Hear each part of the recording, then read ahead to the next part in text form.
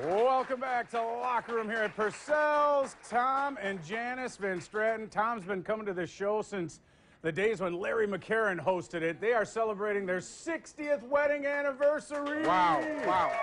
60, folks. That is unbelievable.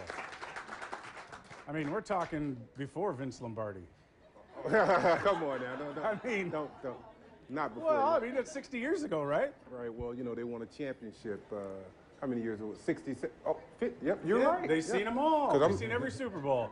Please welcome our guest tonight, Packers wide receiver Marquez Valdes-Scantling, everybody. Good to see you. Good to see you. How you doing? Good. All right, here we go. 5 games left. I know that's the big thing on Packer fans' minds, if you will. But about you guys in the locker room?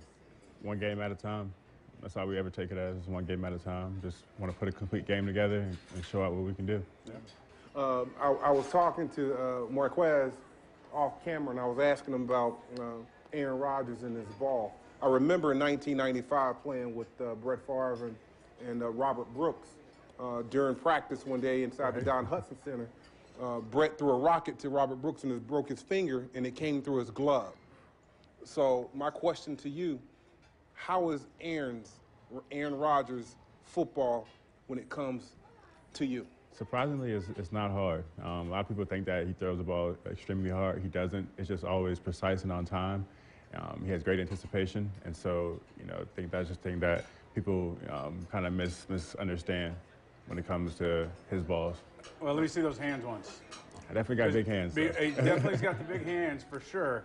But if you ever saw Antonio Freeman, Robert Brooks, all these guys, they look like Jerry Kramer's hands. Right. I mean, they're like gnarled up and broken fingers. And look, that's kind of what sets Aaron apart, though, is he's got that touch and the precision. And I know from the outside looking in, we all wonder, man, what's going on with this team? For you guys, though, when you play with him on a daily basis and you're at practice and you see how good he is and how quickly you young guys have had to come along, EQ, Right. 2 rookies, catching passes, Geronimo's out, Randall's out. There was no learning curve this year, was there? It was Definitely not. We had to come in right away and produce. You got a great quarterback like that. He expects, no drop off from, the starters to the guys who had to come in and play for him. Yeah, and you couple that with the playbook of the Packers. Is it more complicated than what you had in college? Yeah, I mean, in college I didn't even have a playbook. Wow. So, we go from not having a playbook to a playbook that's, over, 1,000 pages. It's completely different. Wow. First touchdown in the NFL. Your first and second one, they were totally different, too. You get a little short one in Detroit, and then you had that sweet bomb down the sidelines where you completely blew past the defender against the Rams. How great was that getting into the end zone? I mean, it's just a dream come true, man. I've been, blessed to be in this position.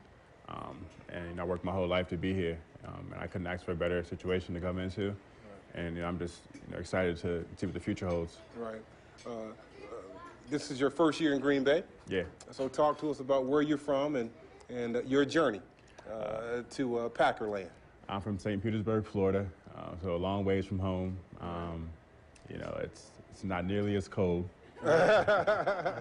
Last Christmas, it was 85 degrees. Right. So this one's a little bit different for me. Okay. But I'm grateful to be here. I started in North Carolina my first 2 years playing at NC State. I transferred back to South Florida to finish out my college career, and it got me here.